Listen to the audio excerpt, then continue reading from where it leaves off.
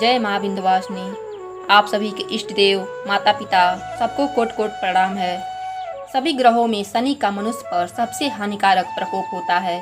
शनि की कुदृष्टि से राजाओं तक का वैभव पलक झपकते ही नष्ट हो जाता है।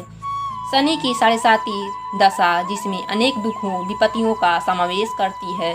अतः मनुष्य की शनि की कुदृष्टि से बचने के लिए शनिवार का व्रत करते हुए शनि देवता की पूजा अर्चना करनी चाहिए। वैसे तो शनिवार का व्रत कभी भी शुरू किया जा सकता है, लेकिन श्रावण मास में शनिवार का व्रत प्रारंभ करने का विशेष महत्व माना जाता है। ब्रह्म मुहूर्त में उठकर स्नान आदि से निवृत्त हो जाएं। लोहे से बनी शनि देवता की शिला को पंचामृत से स्नान कराएं। फिर इस शिला को चावल से बनाए 24 दल के कमल पर स्थापित करें। इसके बाद काले तिल, नीला फूल, धूप, काला वस्त्र व तेल से पूजा करें। पूजन के समय शनिदेव के 10 नामों का उच्चारण करें।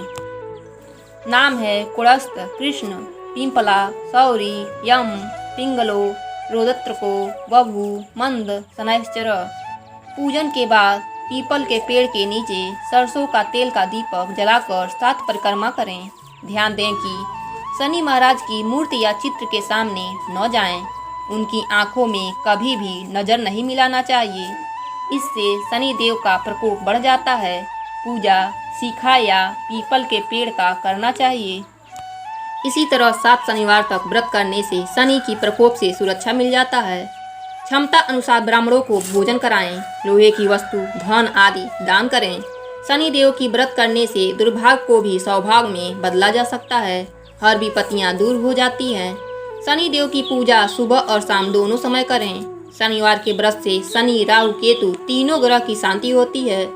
इस व्रत से जीवन में धन, संपत्ति, सामाजिक सम्मान, बुद्धि का विकास और पुत्र पौत्र की प्राप्ति होती है।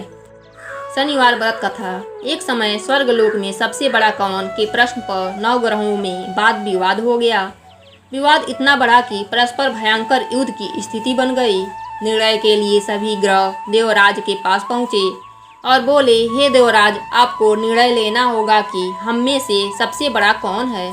सभी ग्रहों का प्रश्न सुनकर देवराज इंद्र उलझन में पड़ गए। इंद्रदेव बोले, मैं इस प्रश्न का उत्तर देने में असमर्थ हूँ। हम सभी पृथ्वी लोक में उज्जैनी नगर में राजा विक्रमादित्य के पास चलते हैं। देवराज इंद्र के साथ सभी ग्रह राजा के नगर पहुँचे। महल में पहुंचकर राजा के सामने आकर प्रश्न पूछा। राजा विक्रमादित्य भी कुछ देर के लिए परेशान हो गए, क्योंकि सभी ग्रह अपने अपने शक्तियों के कारण महान थे। किसी को भी छोटा कह देने से उनके क्रोध से भयंकर हानि पहुंच सकती थी।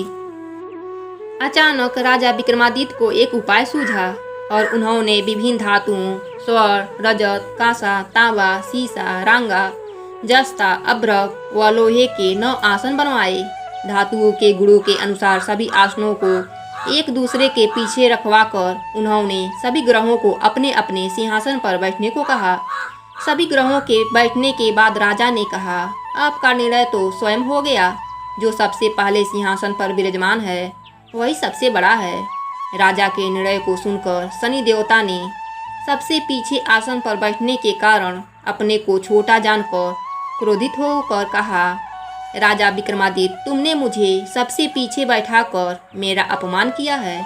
तुम मेरी शक्तियों से परिचित नहीं है। मैं तुम्हारा सर्वनाश कर दूंगा।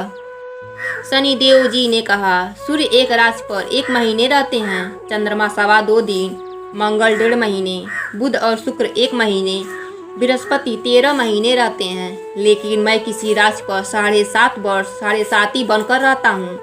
बड़े बड़े देवताओं के मैंने अपने प्रकोप से पीड़ित कर दिया है। राम जी को 7.5 के कारण ही वन में जाकर रहना पड़ा और रावण को 7.5 के कारण ही युद्ध में मृत्यु का शिकार बनना पड़ा।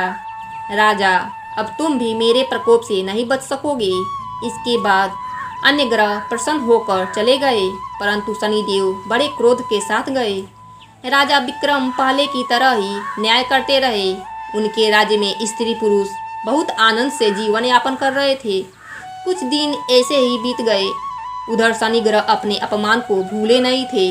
विक्रमादित्य से बदला लेने के लिए एक दिन शनिदेव ने घोड़े के व्यापारी का रूप धारण किया और बहुत से घोड़े के साथ उज्जैनी नगरी में पहुँचे। राजा ने राज्य में घोड़े की व्यापारी के आने का समाचार सुना तो अपने अश्वपाल को कुछ घोड़े खरीदने के लिए भेजा। घोड़े बहुत कीमती थे। अश्वपाल ने जब वापस लौटकर इस संबंध में बताया तो राजा ने स्वयं आकर एक सुंदर व शक्तिशाली घोड़े को पसंद किया। घोड़े की चाल देखने के लिए राजा उस घोड़े पर सवार हुए तो वह घोड़ा बिजली की गति से दौड़ पड़ा। तेजी से दौड़ता घोड़ा राजा को दूर एक जंगल में ले गया और फिर राजा को वहां गिराकर जंगल में ही गायब हो गया।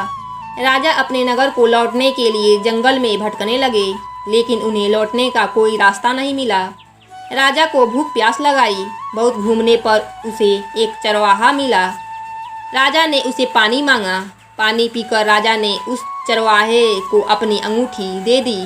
फिर उससे रास्ता पूछकर वह जंगल से निकलकर पास के नगर में पहुंचा। राजा ने एक सेठ की दुकान पर बैठकर कुछ देर आराम किया। उस सेठ ने राजा से बातचीत की तो राजा ने उसे बताया कि मैं उज्जैनी नगरी से आया हूँ। राजा के कुछ देर दुकान पर बैठने से सेठ की बहुत बिक्री हुई।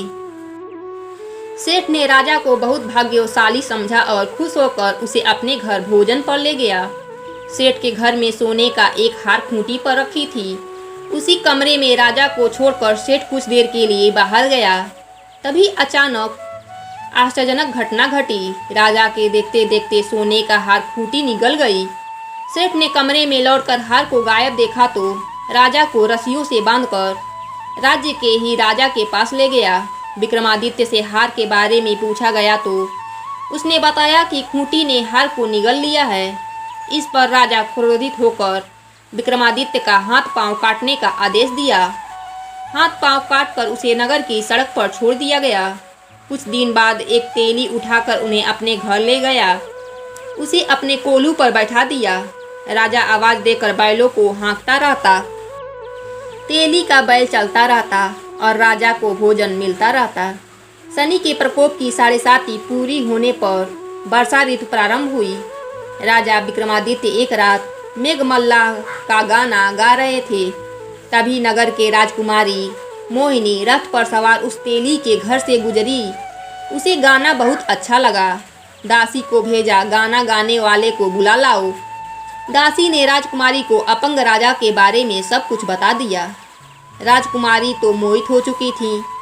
सब कुछ जानकर भी विवाह करने को तैयार थी। राजकुमारी के माता पिता भी हैरान थे। उन्होंने समझाया, बेटी तेरे भाग में राजा की रानी होना लिखा है, फिर तू उस अपंग से क्यों विवाह करके अपने पाँव पर कुल्हाड़ी क्यों मार रही हो। राजकुमारी अपनी जिद नहीं छोड़ी। भोजन छोड़कर प्राण त्याग देने का निश्चय किया। राजा विवश होकर अपंग से राजकुमारी का विवाह कर दिया। विवाह के बाद राजकुमारी के साथ तेली के घर पर थे। उसी रात स्वप्न में शनिदेव ने राजा से कहा, राजा तुमने मेरा प्रकोप देख लिया। मैंने तुम्हें अपमान का दंड दिया है। राजा ने शनिदेव से क्षमा मांगी और प्रार्थना किया कि अन्य किसी को इतना बड़ा दुख मत देना। शनिदेव ने कहा, जो कोई स्त्री पुरुष मेरा पूजा करेगा, शनि व्रत करके मेरी व्रत कथा सुनेगा, उस पर मेरी अनुकंपा बनी रहेगी। प्रातःकाल राजा की नींद खुली तो अपने हाथ पांव को देखकर बहुत खुश हुआ। उसने शनिदेव को प्रणाम किया। रानी भी बहुत खुश हुई। राजा ने अपनी सारी कहानी सुनाई। सेठ ने भी राजा से क्षमा मांगी।